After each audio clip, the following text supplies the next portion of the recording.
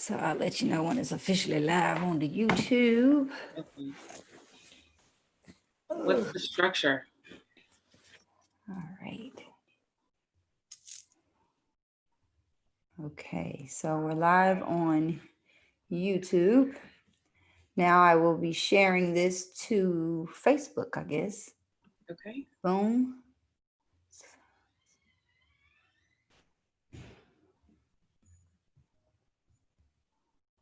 Should I do it on Jamia Wells Palmer or Mimi the Motivator? Motivator. The Motivator. Is this going to be connected to the podcast? Yeah. Okay.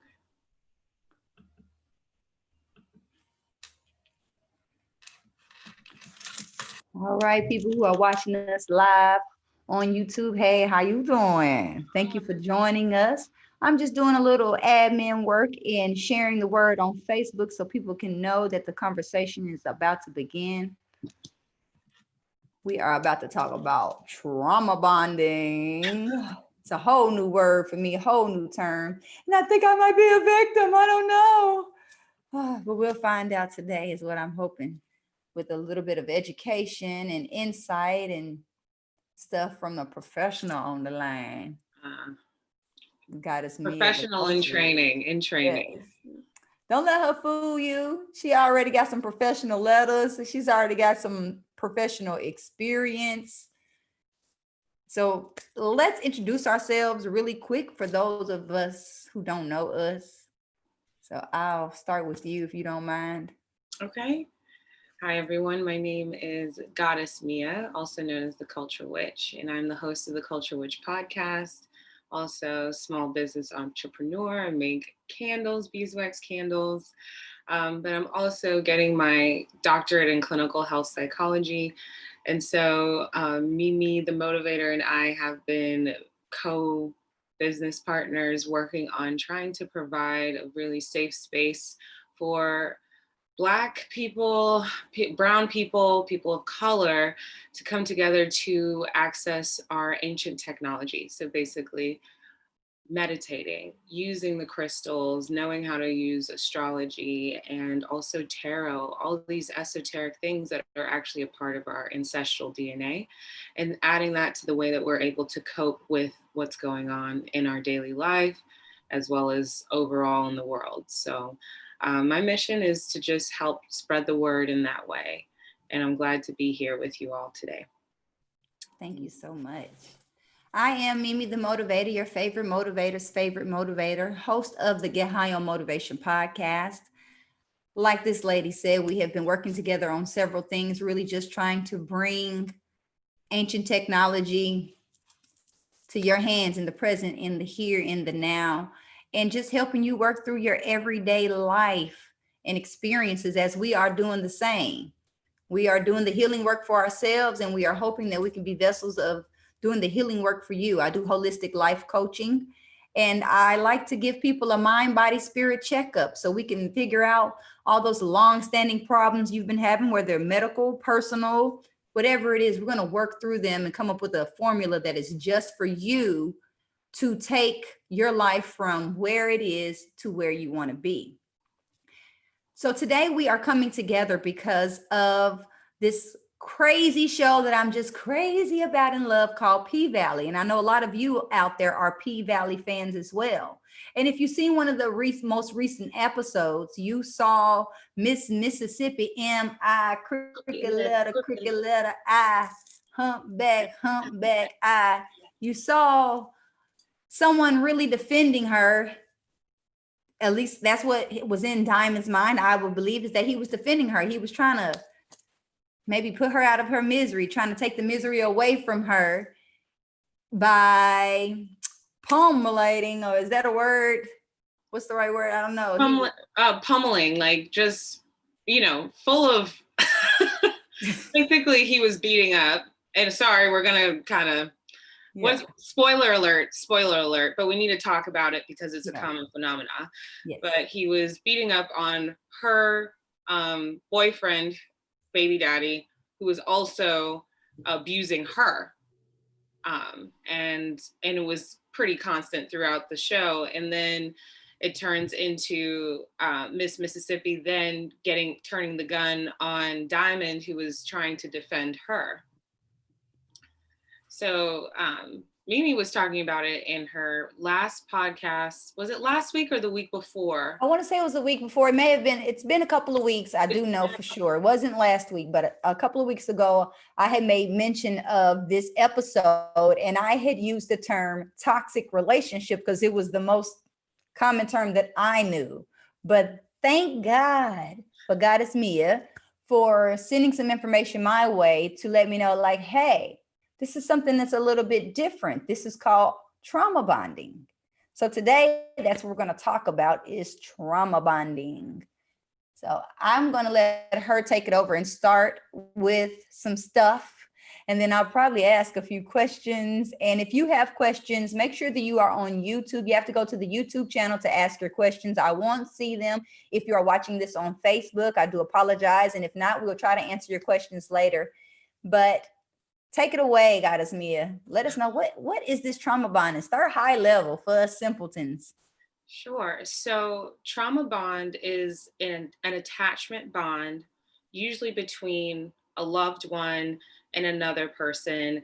And it starts actually with the caregiver and the child. It's mirroring that. But it's this bond that has repeated abusive and traumatic experience. So when we talk about trauma bond, we have to talk about what is trauma. Trauma, I think, is commonly associated with PTSD. People think that trauma relates to you either witnessing a horrible or violent act or witnessing someone who died. It's actually seeing a dead body. And I also want to preface this, there's going to be some triggering words during this time. So if you're uncomfortable, please make sure that you take care of yourself during this conversation because it's not an easy one. Right. But when we talk about trauma, it's actually a lot deeper than that. It's actually a lot more than we think. Yes, it's all those violent components, but it also can be witnessing a divorce, experiencing neglect in the home as a child. So if you were abandoned, if you witnessed domestic violence in the home, if you were abused, if you were left at home for weeks on end, if you experienced a really painful injury or accident. So if you getting breaking your arm, that's a traumatic event. Of course, going through serious illness, going to the hospital, having to go to the hospital yourself, or witnessing or helping a caregiver go to the hospital, that's also considered a traumatic event. War, combat, anyone who has to go overseas and fight, that's a traumatic event. Also, a natural disaster that devastates the home, comes close to you as a child, that's a trauma event. Moving constantly, that's also considered traumatic. And of course, sexual assault and rape, also considered trauma. Abandonment by family, also being incarcerated. It's also traumatic because trauma, we have to look at it. It's really when the person experiences physical, emotional, spiritual, or psychological harm. And it can even extend to cultural and historical trauma. So especially for African Americans, there's historical trauma from slavery that we still feel the effects of. Indigenous people also, and Native Americans in the Americas also have experienced historical or cultural trauma because it's also affected their psychological and emotional well-being, as well as also stability, just feeling stable. So trauma is all these things. And then let's talk about how trauma, if you experience this kind of event, now you have to add the relationship between a caregiver. And if you have a caregiver that's abusive or neglectful, so the difference between abuse and neglect now, abuse is something that's physical harm, right? Physical harm, emotional abuse, physically telling you just attacking you for how you're feeling, versus neglect is also ignoring someone. It could be taking away love, which is meant for punishment. Those acts are neglect and actually a form of trauma as well. Wow. That's a lot. Look. It is, and we don't realize. We think that trauma is just like, oh, if I see something violent or if I experience a death, that's trauma. It's actually a lot more than that. Hmm. And it's Yeah, so, go I feel ahead. like I'm writing notes down over here, and I know 3 of the things that you said that were traumatic, I was able to write down myself. So what I want to ask you with that, like now that you've listed some possible experiences of trauma, and say if we've identified that we've had some of these experiences, then what? Okay, then what? Um, well, I want to say, first of all, you're not alone. 70% of the adults in the United States have experienced trauma.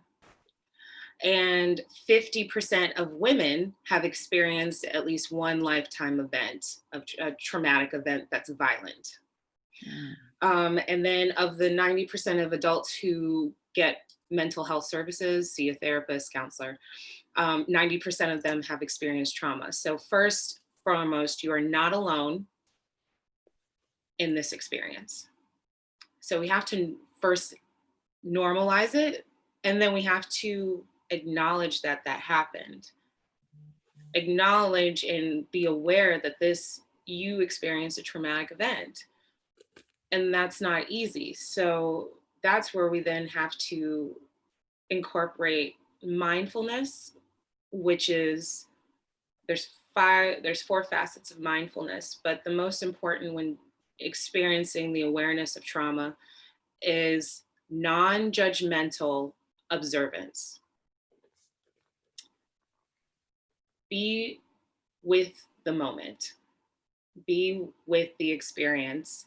And I also encourage you to be with a supportive person in your life, not someone else who's also, now trauma bonding can also be 2 people who've experienced similar trauma, and they enact the traumatic experience actually between each other. We'll go into that too. So you want to make sure that you have a positive support system to kind of like say, this actually happened to me. I'm acknowledging it. And then allow for the feelings that you're having, allow them to come. Be like a rock in a river. You have to just observe it, just let it go. Don't think about it too much. Just sit with the experience that this happened to me. Okay. And the next step is definitely to get some support. So I highly recommend either getting a mental health counselor. You can call the NAMI, National Alliance of Mental Illness hotline. And it's Monday through Friday, 10 to 6 p.m. Eastern that they're available. The phone number is 1-800-950-NAMI. And that's to connect you to any resources in your area, local to you, so you can get a mental health professional, because it's really important that you process the trauma. And it's not easy to process it by yourself. Not easy. Not Yeah. easy. I think that's key right there. You saying that I think a lot of people try to process their trauma, process their emotions, and just try to process life alone too much. And I think that's what causes a lot of people to be diseased, Yeah. just from my studies of knowing what goes on in our mind. And I know that trauma is trapped in our subconscious mind. I know that trauma is also trapped in our bodies, Yes. so that's something that I know that's real big for me. I know that one of the things that created this conversation is me labeling the relationship as a toxic relationship. So what would you say is the difference between a toxic relationship and a trauma bond? Mm. So the difference between a toxic, well, actually, they're pretty similar. The thing about a trauma bond is because a toxic relationship can be a result of a trauma bond. Trauma bonds is how you are connecting as a child to a caregiver. And it can affect your attachment style. This is a great time to talk about attachment style, because attachment style, how you attach and bond to others, that can lead the way to you entering a toxic relationship based on the way that you bond. Okay, so there's attachment style theory. Oh my goodness, I'm forgetting the researcher, but it's called attachment style theory. And they say that you form 4 different attachments, and it's based on the child caregiver relationship. So this is not necessarily it's not necessarily between you and your mother. It can be between you and the father, you and a grandparent, the person who mainly was involved in your life, and it can be multiple people too. Okay. So there's 4 different styles. One is secure attachment. And this is where you have a caregiver who is emotionally and physically present, who constantly tells you that they care for you, that actually show physical closeness, emotional closeness. And this will result in a person being self-confident, also having self-worth, and attaching to people that they're able to have conflict resolution because they have that self-confidence, that secure attachment. The next one is preoccupied. And so preoccupied attachment is when you have a caregiver who may have not given you so much attention, or they were hovering parents that attached to you too much. So this causes anxiety in the child. And so you grow up with being like, it causes anxiety to be away from the parent. Okay. So you can be more overly invested in your relationships. You could be like no boundaries, too over involved in the people in your life, dependent on others for your self-worth, constantly wanting feedback and not even really caring about the feedback, like just being like, I need you to tell me you love me. I need you to tell me you love me. That, okay? Needy, demanding, and like always are concerned about others, not about your own self, but I'm not even going to focus on me. I'm going to focus on others based on this like close attachment or hovering parent I may have had, or the parent that was so distant that in order for me to attach to anyone, I think that I have to have someone super close to me all the time. I'm gonna tell you what that makes me think of. That makes me think of the guy that calls you and says, do you miss me? Or the girl that is texting you, do you miss me, boo? Do you miss me, baby? And you just left. Like you just left them. Yeah. And they're like, I can't stop thinking about you. Right. Okay. That I get it. I'm drawing the lines and the connections, I feel like, between the childhood experience or how it plays out for you as a kid parent deal, and then how it plays out in our romantic relationships. Because I know one thing I definitely know is we date our parents. Yeah. And I know that, like you said, all these different things. I moved a lot. A lot of those different things you named, I'm like, I see this. I see this in the boo. Like, oh Lord.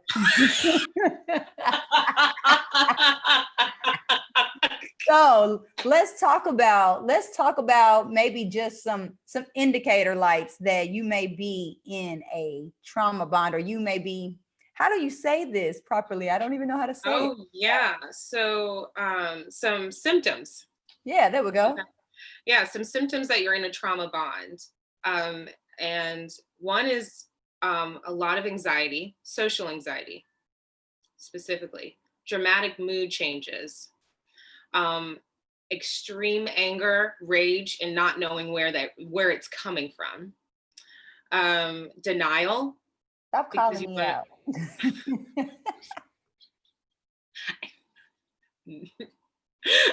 These are just the symptoms, right? Depression, constantly having flashbacks, It can also go into your having sleep problems, having insomnia or hyposomnia, sleeping too much or staying awake or just not wanting to sleep. Fear about attachments, fear about relationships, even issues concentrating can also come through with this. A lot of stress and physical illness that is unexplainable. This kind of goes into psychoanalytic theory, psychodynamic theory. What you were saying earlier is that we can store trauma in the body. There's a book by Nadine Harris, I think, that's called, oh gosh, The Deepest Well by Nadine Harris, that talks about how we store the trauma in the body. So if we're storing and repressing and denying that trauma actually happened to us, it goes into our unconscious brain. And whenever we experience something that we're fully aware of or engaging with, like right now, this is we're consciously engaging, right? If something's coming up right now that's reminding me, that's bringing up what I denied in the past for so long, it's going to come through the subconscious. Now, the subconscious is where our dream world comes through, or if you daydream a lot, that's what's coming through, right? And then it comes to the conscious mind where we're actively thinking about it. So it's really important to remember that our body can also store trauma and it can unconsciously come out. So if you are hyper vigilant about touch, super hyper vigilant about touch, do like completely just get really tense or really upset about it, and you're like, I don't know where that's coming from. Maybe an indicator that you experienced trauma. And so those are some really common symptoms of it. Of course, there's a spectrum. Mm-hmm. And the more maladaptive way is when it turns into PTSD, when you are having constant nightmares, fears. That hypervigilance is expanded to more than just touch. It's now like sensory things, what's going on, what you see, what you can hear, things that just trigger you. That's where it crosses over into PTSD, the more extreme form of trauma symptoms. But we'll leave that for another day to talk about. Yes. This has been a lot. This has been heavy. Let me be sure that we don't have any questions in the chat. Sure.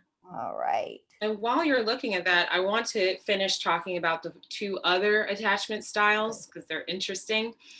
Another one is dismissing. And this is when someone may have had a parent who, again, didn't show them enough attention or told them to suppress their emotions. So the child then reacts by being very independent, being very self-reliant, being distant in their own relationships, and avoiding or being fearful of intimacy. So I recently did the attachment style quiz, and I found out that I am this. And I was like, that makes so much sense. And I had like this existential like moment, because when you realize that, you know, that these attachment styles, and they're not just romantic, it can also be within your own family, within your own friends, systems. It's just how you connect with others. Recognizing this attachment style, we all need to desire or drive to have secure attachment. That's the goal. The other three are maladaptive or just aren't positive. The last one is fearful, anxious. And this is when you could have experienced a caregiver who made you extremely invalidated who you were, your feelings, just your physical appearance, all of this. They made it so hard for you to trust others that now in your adult life, You could be very, you could avoid intimacy a lot due to fear of rejection. You can have low self-esteem, and then high attachment anxiety. So when you do get into a relationship, you could just constantly think about, this person's gonna leave me. Like they really don't like me. They really don't care about me. I don't know why they're with me, because you were also told that that's also what happened. And you could also become excessively dependent also on that person's feedback of you. Um, and it makes you just fearful of letting anyone too close to the real you. So that's the last one. So to wrap up, definitely if you feel during this conversation that any of these were like triggering or setting off an antenna, we want to make sure it's great to have awareness first. It's great to have awareness, and we really want to push to having more. These aren't your whole life. It's not stuck with you. It's not fixed. You have to do a little bit of work, but we all can have secure attachment.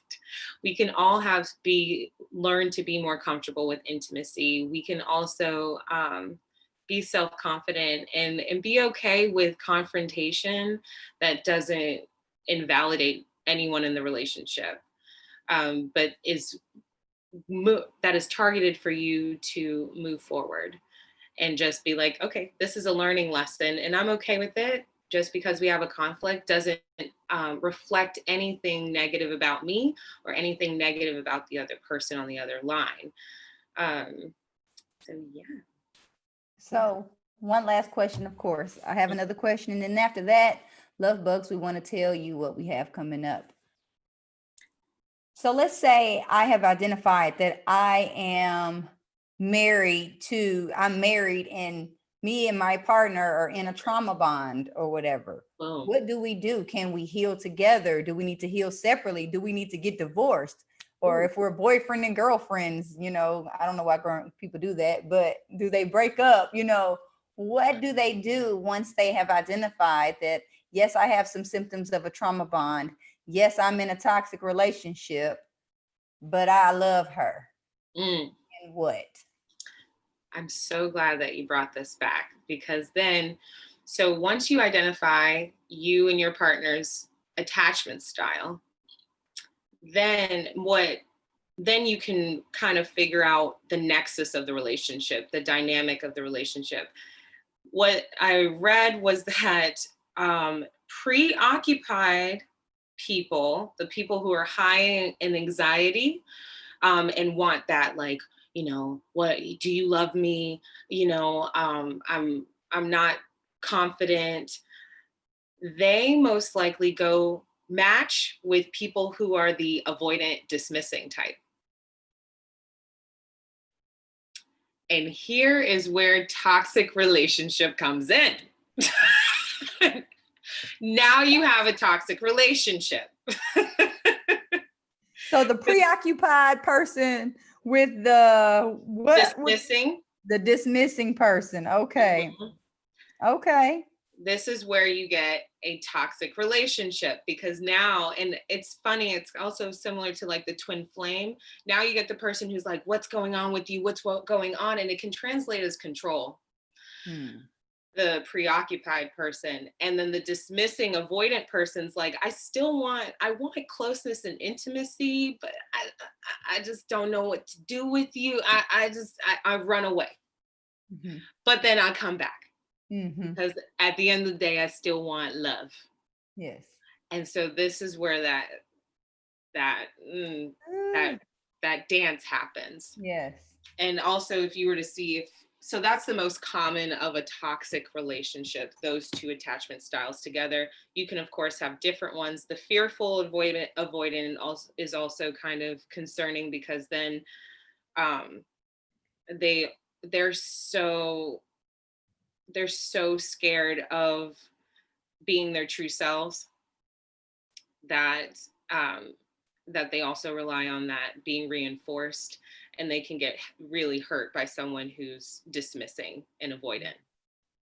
So if you realize you're in a relationship and you have these different styles and it's not secure, definitely recommend marriage and family therapy, but also someone who's culturally competent, someone who's check their credentials, check where they went to school.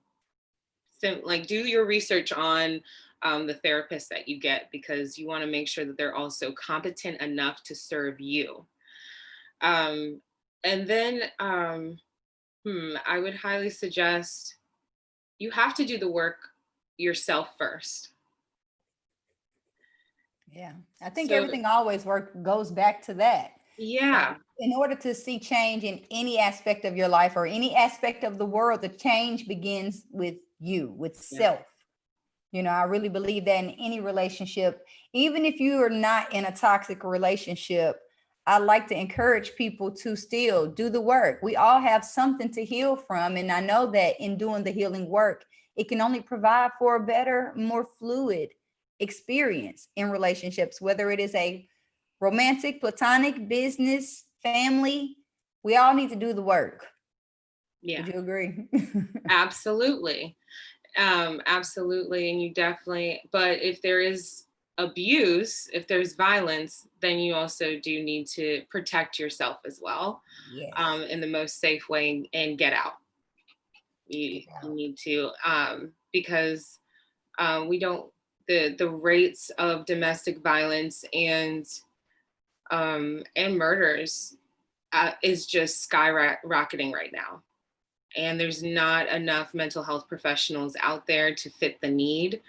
And so it's really important that if you identify that you're in this insecure attachments, that's the preoccupied, the fearful, the dismissing. If you're in these attachment styles, insecure attachments, that you have to work on it yourself, but you have to also be aware, is this safe for me? All of this essentially goes down to, Maslow's hierarchy of needs. Are you safe?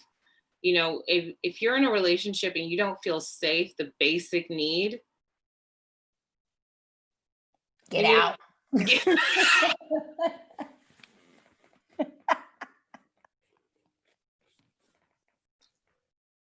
My bad, y'all.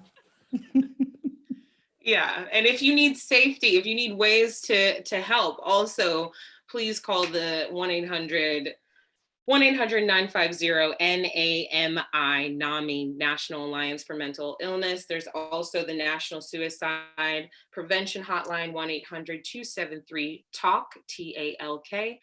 And it's not just for suicide, it's for crisis. So if any of this has brought something up, or if you're like, I really need to get out, they can also redirect you to somewhere next to you or close to you, to help with that. And there's shelters available still, and some that take animals as well, in case that's an issue. But you definitely have to, this is definitely a healing process if you realize that you have any of these secure attachments. And you can do it though. You can work towards a secure attachment. And if you have a partner that you feel that you can work towards this with, realistically, do it.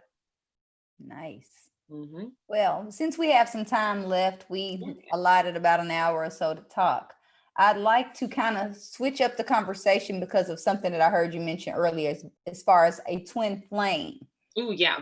I would love to talk about that because people, I feel like, have such a misconception of what a twin flame is. They think the twin flame is going to come in and just love him and dub him and just whine him and dine him.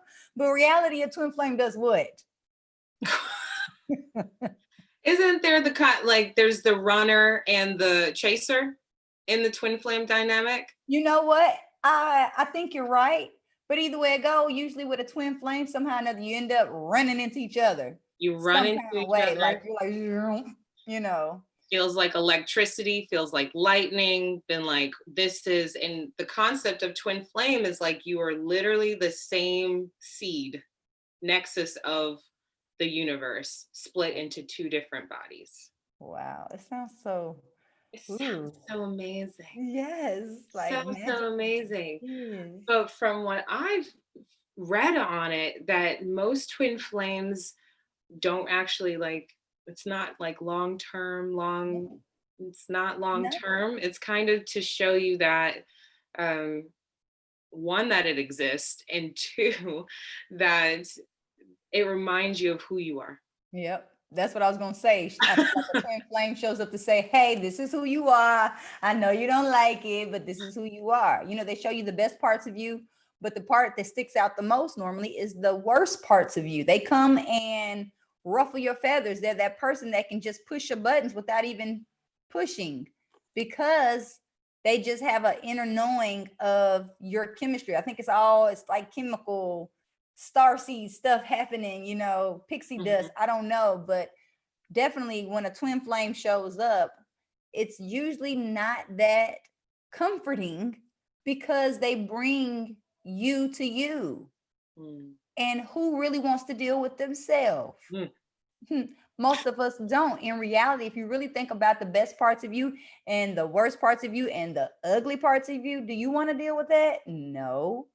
But they bring that to the surface. And I think it's like a grand opportunity when your twin flame shows up, because you get to get polished. You get to adapt and figure out, like, oh, that's how I am, okay? Mhm. And I even believe sometimes that a twin flame may not even be like a romantic partner. They can show up as someone else, but they show up to show you, you know, like they're like literally a whole body mirror, walking around looking at you, looking at yourself, you know. And if you're going to talk about twin flame, you have to also mention what's the difference between a twin flame and a soulmate. I knew you was gonna say that. Because there is a You difference. got to tell people, because they like this has been misconstrued for a long time. And I think that's what people think when they think twin flame, they think soulmate. But when I think soulmate, and she's going to have a way different definition than I do, because we always do this, and it's the best part of this. When I think soulmate, I think about the person that you have come into contact with this lifetime, last lifetime, probably a lifetime before that, probably a future lifetime, all at the same time. There is this soul tie that you kind of like feel. It's something that you have, that inner knowing kind of thing. Um, I don't know. Soulmate is definitely different from twin flame. I will say that, but I'm going to let you go for it. So I think I've read that there's twin flame, there's soulmates, and karmic relationships. And so a karmic relationship, it's like you meet and there is a goal between you two meeting, like it's to resolve karma. So this could happen.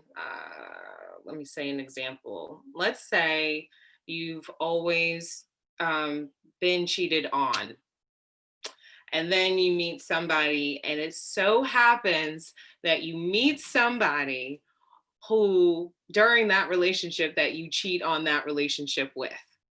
That's a karmic relationship. That was there to teach you, like, okay, now you understand the balance of the two sides. What are you going to do about it? Now, the person who may come in, who is that? That could be something else. That could be a soulmate as well, but we'll see. We'll see. I think a soulmate, you could definitely feel it. I feel like a soulmate, you can feel that you guys are very, if you think how I think about it is in terms of frequency or colors, because each color has a frequency and a music note. So it's like a soulmate, you both are from the same frequency. Like if you were to go to the same coffee shop, you both would go to the same coffee shop, and you have similar values and experiences, and you commune with that. But they also have like a different kind of filter on them. Okay. So they can have a difference in opinion from you. A twin flame, that's literally your other person, as in like all the things are similar. And they say that twin flames, it's rare for people to meet them in their lifetime, and that you can meet them if you believe in past lives, multiple lives, reincarnation, that not every lifetime you meet the twin flame. And you might not even be with them long term. You may be with your soulmate in the long term. So to not get hung up on this idea of, I have to meet my twin flame in this lifetime and I have to manifest them, but it's more about showing you to yourself and making sure that you're on the right path. A soulmate is there for you to, um, almost like a confirmation and an exploration of values. Like you can go through a discovery with a soulmate, like a journey with them, versus a twin flame. They're here to show you, you boo boo. And you've experienced this, correct? I know it firsthand. Fortunately or unfortunately, I don't know what you call it, but it definitely allows me to be able to understand when other people are dealing with such and kind of see what's really happening, especially when they're like, I don't know what's going on. Why is this happening? Because it's like all I can think is chemicals. All I can think is chemicals because like sometimes when you get around somebody, you start feeling a certain type of way. That's chemicals in your body or however, like I am not an expert in chemicals in your body, but I know that they exist and I know that certain people bring certain chemicals about. Just like like they say energy doesn't lie. You can come in contact with somebody and the hair stands up on the back of your neck, or you can come in contact with somebody and every time you see them your coop flutters. uh, but it's chemical reactions. I think it's also how you mentioned with the frequencies. It's what frequency we are on. Also, I believe that frequencies like clash some kind of way, and I have not studied that a whole lot, but I do remember a movie I seen a long time ago called Frequencies, and all the kids were like Nikola Tesla, and I don't know, they were like all little baby geniuses, and I think, and there was this guy, well, this little boy that had a really low frequency, and there was a girl that had a really high frequency. And every time they came together, it would be like just calamity. Stuff might just fall out the sky. That is interesting. That is very interesting. And I would feel that reminds me of like frequency also can correspond to piano notes, music notes. So, like there's some that are compatible and then some that are clashing. Yes. Thing, same thing, I, same thing. like for a Gosh, I'm so chord. glad. I'm Yeah. so glad we're touching on this because this isn't just when you meet people and you're like, I don't know what it is about you, but I don't like you. I don't know Right. why. I don't know why this doesn't work. There's Yeah. nothing in on paper we should work, but there's something that clashes. It's the energy, it's the frequencies. Mm-hmm. I love it. Yeah. Ooh, I love it. That's true. That's totally what it is. Because in with the piano, like you mentioned, the piano, or if there is a guitar player watching, you have chords, and the chords are certain notes that you can play together. And you're very right. There's so certain notes you cannot strum together at all. It sounds like, you know. Um, but that just, man, you just like you got my connect the dots going on in my head over here. I love it. We're definitely going to have to do this again because this is some good conversation. This was fun. So, we're not going to hold you all too long, and we appreciate you for tuning in and lasting to the end with us, whether it was live or during the replay. But we are hoping to invite you to something that we do on a monthly basis, which is celebrate the full moon. We tap into the full moon's energy that make magic happen because we all are creators and we all are magicians. We all have a magic wand that we can just pick up and wave over our lives, and we want to help you do that. And what we do is we come together as the I Am Sacred Collective to pour back into those who have been pouring out into the world, for the healers, for the light workers out there, for the prayer warriors, for anyone who has really been pouring out. Here's a chance to get poured back into. This is an opportunity to join a community of other kindred spirits and to do a little divination. Yeah, and especially tomorrow's the harvest moon. Yes, and we have two blue moons and we have two moons in October, but this is a really big harvest moon. And for centuries, like we have celebrated this time as a moment of harvest and checking all the things that you have been planting and manifesting for the past 6 months. Like, it is time to pick that fruit and look at it and really celebrate with it. And a lot of tribes around the world used to have big celebrations under the moon during this time. We don't do that now, but this is our way of doing that in a way that can reach as many people as possible.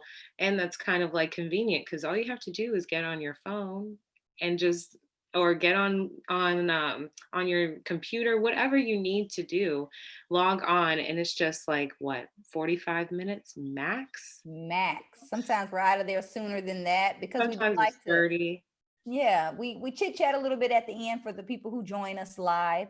There's usually a replay available somewhere on either one of our podcast channels or just somewhere out there in the atmosphere. If you keep up with us, then you keep up with us, you know? And if you don't, you need to make sure you are. Follow us. We're on Instagram. She's the Culture Witch. I am Mimi the Motivator. You can find us anywhere that music is played. Just look us up, Google us. We Googleable. But we definitely want you to come in and tap in to the power of the full moon. We get a live astrology reading from Goddess Meya, the Culture Witch. We also do a guided meditation. We do a tarot reading, and then we always end with a spirited message from me, Mimi the Motivator, your favorite motivator's favorite motivator. So join us. You can find us on Eventbrite. Just go to Eventbrite and type in Magic Moon Meditation. Say it. Moon meditation magic. Oh, y'all, Moon we meditation rebrand. That's what magic. happens when you rebrand. You know, we wanted to have something that really speaks to you because the opportunity is really there for you to tap into this power and to join this community. So make sure you do that. Find us, and we will keep being here to serve you. It's our purpose, it's our calling, and we're here to serve. We love you. We love you. Thank you so much, Mimi, for this time. I appreciate you inviting me on. This has been Thank great. you. Namaste. Namaste. Bye, everyone. Bye.